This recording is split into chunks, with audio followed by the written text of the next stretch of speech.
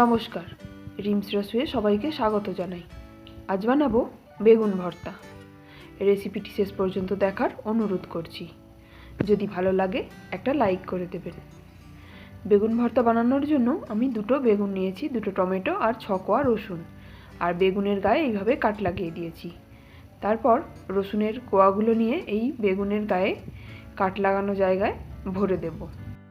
এবার একটু সর্ষের তেল নিয়ে বেগুন আর টমেটোর গায়ে ভালো করে লাগিয়ে নেব।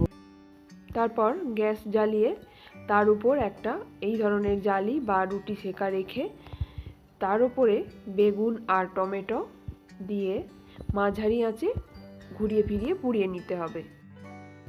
টমেটো আর বেগুন ভালো করে পোড়ানো হয়ে গেলে নামিয়ে ঠান্ডা করে নেব। তারপর খোসাগুলো আস্তে আস্তে ছাড়িয়ে নিতে হবে।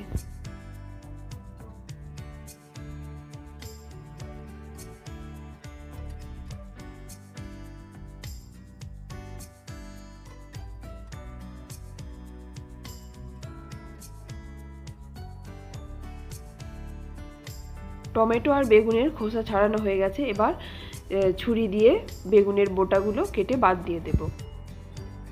এবার কাঁটা চামচ অথবা ম্যাশার দিয়ে টমেটো, বেগুন আর রসুনগুলো ম্যাশ করে দিতে হবে।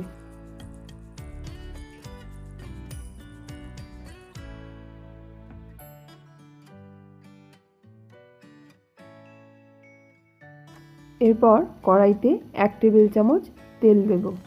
তেলটা গরম হলে 1/2 চা চামচ জিরে, 1/4 চা চামচ হিং ফোড়ন দেব। তারপর তাতে একটা বড় সাইজের কুচিয়ে রাখা পেঁয়াজ দিয়ে হালকা ভেজে নেব।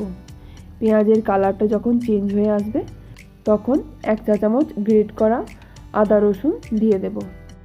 আদা রসুনটা একটু মিশিয়ে নিয়ে তাতে একটা কুচিয়ে রাখা কাঁচা লঙ্কা দিয়ে দেব। ঝালটা আপনারা যেমন পছন্দ করবেন সেরকম দেবেন।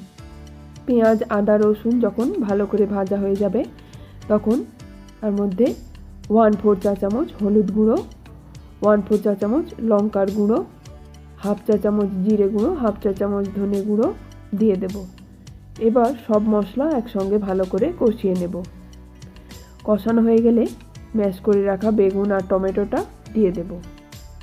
বেগুন আর টমেটোটা দিয়ে মশলার সঙ্গে ভালো করে মিশিয়ে নিয়ে পরিমাণ মতো নুন দিয়ে দেব।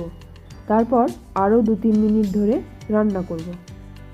2-3 মিনিট পর ধনে পাতা কুচি ছড়িয়ে দেব। এবার ধনে পাতা কুচিটা ভালো করে মিশিয়ে নিয়ে গ্যাসের ফ্লেম বন্ধ করে দেব। তারপর সার্ভ করে দেব। এইভাবে একবার বাড়িতে অবশ্যই ট্রাই করবেন।